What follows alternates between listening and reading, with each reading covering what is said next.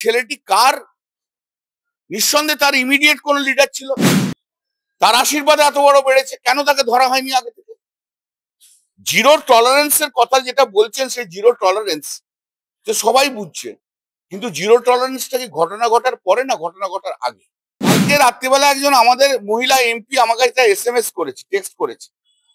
তাতে লিখেছে যে আই ফুললি সাপোর্ট ইউ, দিয়ে তৃণমূল ছাত্র পরিষদের একটি নেতার নাম লিখেছে he is harbour criminals, he harbours criminals.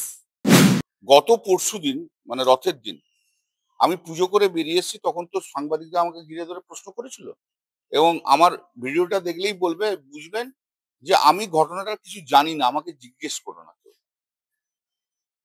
আমি তো সেই দিয়েই শুরু করেছিলাম। তারপর এখান থেকে ওখান থেকে দু একটা প্রশ্ন এসছে, তার ভিত্তিতে আমি উত্তর দিয়ে গেছি। আমি তো ঘটনাটা তখনই জানতাম, কিন্তু এখন তো দেখছি ঘটনাটা আরো শকিং। যদি রাজনৈতিক সহকর্মী তার সহকর্মীকে,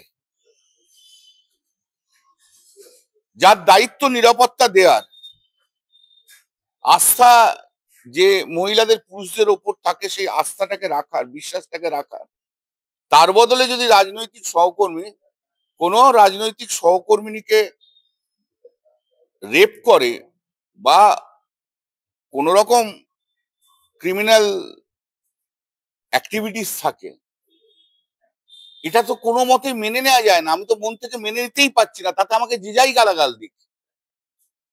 সিকিউরিটির কথা বলছেন, সিকিউরিটি কারা দেবে? রাজনীতিতে, রাজনৈতিক দলে তো আমরা রাজনৈতিক দলে যে পুরুষরা আছে তারাই তো মহিলাকে সিকিউরিটি দেবে। তার বদলে রক্ষকে যদি ভক্ষক হয়ে যায়, তাহলে কি করে হবে? এই জিনিসের প্রতিবাদ আমি করবই। তাতে আমাকে কন্ডেম করুক, যা করুক, আমার কোনো অসুবিধা নেই। আমি কন্ডেম হোক, আমার কোনো অসুবিধা নেই। মহিলাদের কথা বলতে গিয়ে যদি আমায় কন্ডেম হতে হয়, আমার বক্তব্য কি? আমার বক্তব্য প্রচন্ড ক্লিয়ার। আপনি শিক্ষা প্রতিষ্ঠান বলুন, আপনি কর্মক্ষেত্র বলুন, আপনি রাস্তায় ঘাটে বলুন, পুরুষদের যে কর্তব্য সেটা হচ্ছে মহিলাদের কোথাও কিছু হলে প্রোটেক্ট করার। এই বিশ্বাসটাই যদি না থাকে, তাহলে আর কি থাকবে? আর মহিলারা কি করবে? তার বদলে সেই পুরুষরা, যে কজন পুরুষ যারা করছে, তারাই যদি ভক্ষক হয়ে যায়, তাহলে তো খুব চিন্তার ব্যাপার। এই তো সামাজিক ইভিল। আমার সমালোচনা আমার কোনো আপত্তি নেই, কিন্তু এটাই তো ফিলোসফিক্যাল কথা। আমি তো সে কথাই তো বলছি। এত বছর ধরে রাজনীতি করছি, আমি এই জিনিস ঘটনা আমি শুনিনি। আমাদের দলে এইসব ঘটনা ঘটেনি। এখন কেন হচ্ছে?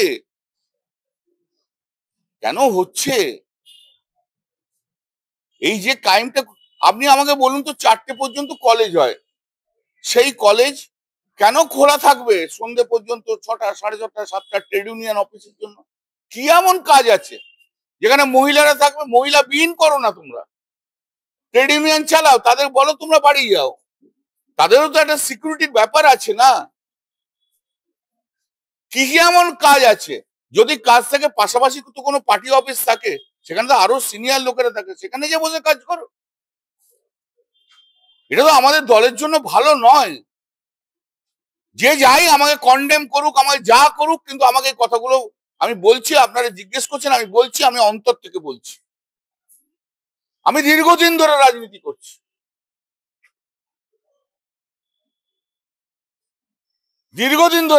করছি, আমি দেখিনি কোনোদিন কোনো মহিলাকে এভাবে অসম্মানিত হতে, আমাদের দলে এইভাবে অত্যাচার হতে। তার বিরুদ্ধে প্রতিবাদ করব, বলবো। এবং এই ছেলেটি কার? নিঃসন্দেহে তার ইমিডিয়েট কোন লিডার ছিল। তার আশীর্বাদে এত বড় বেড়েছে, কেন তাকে ধরা হয়নি আগে থেকে? জিরো টলারেন্সের কথা যেটা বলছেন, সেই জিরো টলারেন্স যে সবাই বুঝছে, কিন্তু জিরো টলারেন্সটা কি ঘটনা ঘটার পরে না ঘটনা ঘটার আগে? জিরো টলারেন্সটা ঘটনা ঘটার পরে না ঘটনা ঘটার আগে?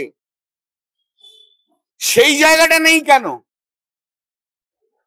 কালকে রাত্রিবেলা একজন আমাদের মহিলা এমপি আমাকে একটা SMS করেছে, টেক্সট করেছে, তাতে লিখেছে যে আই ফুললি সাপোর্ট ইউ, দিয়ে তৃণমূল ছাত্র পরিষদের একটি নেতার নাম লিখেছে he is harbour criminals, he harbours criminals. বুঝতে পারছেন? আরে মহিলা সাংসদ কিন্তু আমাকে কাল লিখেছে, আমি নাম আর বলতে চাই না। আমার শুধু একার ইমোশন নয়, অনেকের আছে। আমাকে কন্ডেম করুক, আমাকে ডিসোসিয়েট করুক, আমার কোনো আপত্তি নেই, কিন্তু ওই কন্ডেম আগে ওদের করলেন না কেন? সেই দিন কন্ডেম করলেন না কেন? কেন এনকোয়ারি এখনো স্টার্ট হয়নি? ওনার ওপর নেতাকে, তার ওপর নেতাকে, কার আশীর্বাদে এরকম হয়েছে? একদিনে তো হয় না এরা তৈরি, নিশ্চয়ই বছরের পর বছর ধরে তারপর তো তৈরি হয়েছে। আমি শ্রীরামপুর পার্লামেন্টের এমপি, আমি জানবো না? সাংগঠনিক যারা নেতা আছে তাদের কাছে তো দেখে জিজ্ঞেস করি, কিরে কি খবর, বল কি হয়েছে, কোথাও কিছু অসুবিধা আছে কিনা। আমি তো সাংগঠনিক দায়িত্ব নেই, কিন্তু এখানে তো আমাকে গার্জিয়ান হিসেবে দেখে।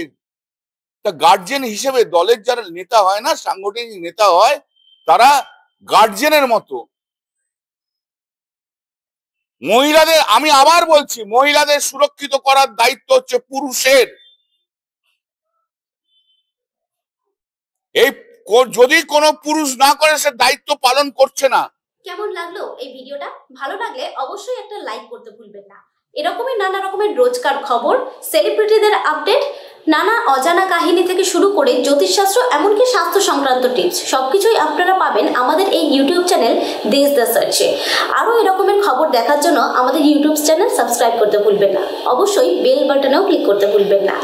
দেখা হবে পরবর্তী ভিডিওতে। ভালো থাকুন সবাই, নমস্কার।